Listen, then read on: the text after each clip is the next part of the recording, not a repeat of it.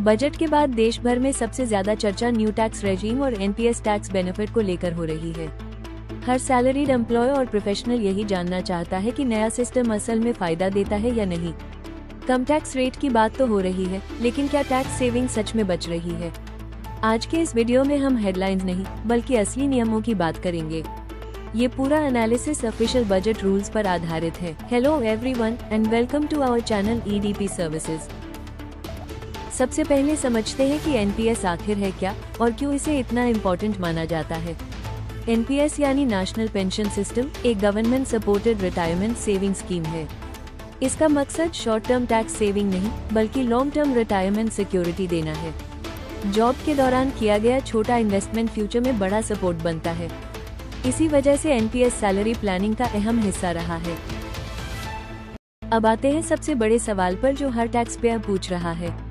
अगर कोई व्यक्ति अपनी सैलरी या इनकम से एनपीएस में खुद कंट्रीब्यूशन करता है तो क्या न्यू टैक्स रेजीम में उस सेल्फ कंट्रीब्यूशन पर टैक्स डिडक्शन मिलेगा? क्योंकि पहले एनपीएस को स्ट्रॉन्ग टैक्स सेविंग टूल माना जाता था, लेकिन बजट के बाद तस्वीर बदल चुकी है। बजट क्लैरिफिकेशन बिल्कुल साफ है और इसमें कोई कंफ्यूजन नहीं छोड़ा गया है। न्यू टैक्स रेजीम चुनने पर एनपीएस के सेल्फ कंट्रीब्यूशन पर कोई टैक्स डिडक्शन नहीं मिलेगा। गवर्नमेंट ने इस बेनिफिट को पूरी तरह रिमूव कर दिया है। ये रूल सभी सैलरीड और सेल्फ एम्प्लॉयड लोगों पर लागू होता है। इस पॉइंट को समझना बहुत जरूरी है डिसीजन लेने से पहले। अब यहाँ एक बहुत जरूरी डिफरेंस समझना होगा। एनपीएस में एम्प्लॉय कंट्रीब्यूशन और एम्प्लॉयर कंट्रीब्यूशन एक जैसे नहीं होते। एम्प्लॉय या इंडिविजुअल का कंट्रीब्यूशन अलग रूल फॉलो करता है।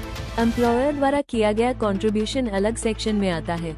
यही फर्क ज्यादातर कंफ्यूजन पैदा करता है। एम्प्लॉयर कंट्रीब्यूशन पर न्यू टैक्स रेजीम में भी टैक्स बेनिफिट दिया जा रहा है। कंपनी द्वारा किया गया एनपीएस कंट्रीब्यूशन सेक्शन 80 सीसीडी 2 के अंतर्गत आता है। ये बेनिफिट सैलरी के 14% तक अवेलेबल है, यानी एम्प्लॉयर एनपीएस अब भी टैक्स एफिशिएंट सैलरी स्ट्रक्चर का हिस्सा है। कंपनीज के लिए यह एक स्मार्ट कंप्लायंस टूल है।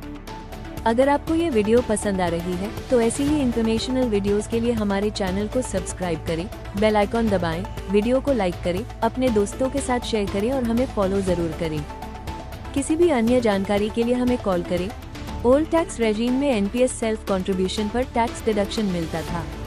सेक्शन 80 सीसीडी 1 और 80 सीसीडी 1B इसके लिए इस्तेमाल होते थे। न्यू टैक्स रेजीम में ये बेनिफिट पूरी तरह हटा दिया गया है। यही सबसे बड़ा बदलाव है जिसे लोग ओवरलुक कर रहे हैं। कंपैरिजन किए बिना रेजीम चुनना रिस्की हो सकता है।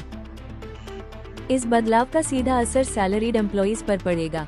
सेल्फ एम्प्लॉयड प्रोफेशनल्स भी इससे प्रभावित होंगे, खासकर वे लोग जो सिर्फ टैक्स सेविंग के लिए एनपीएस में इन्वेस्ट कर रहे थे। अब उन्हें अपनी फाइनेंशियल प्लानिंग दोबारा देखनी होगी। हर इन्वेस्टमेंट का पर्पस क्लियर होना चाहिए। एचआर और फाइनेंस टीम्स के लिए यह अपडेट बेहद क्रिटिकल है। गलत एनपीएस एडवाइस एम्प्लॉय डिसैटिस्फैक्शन पैदा कर सकती है। पेरोल स्ट्रक्चर में गलती कंप्लायंस रिस्क बढ़ा सकती है। बजट के बाद सैलरी प्लानिंग अपडेट करना जरूरी हो गया है। राइट गाइडेंस अब ऑप्शनल नहीं रही। बजट के बाद स्मार्ट अप्रोच सबसे जरूरी है। पेरोल और टैक्स प्लानिंग पूरी तरह लीगल और ट्रांसपेरेंट होनी चाहिए।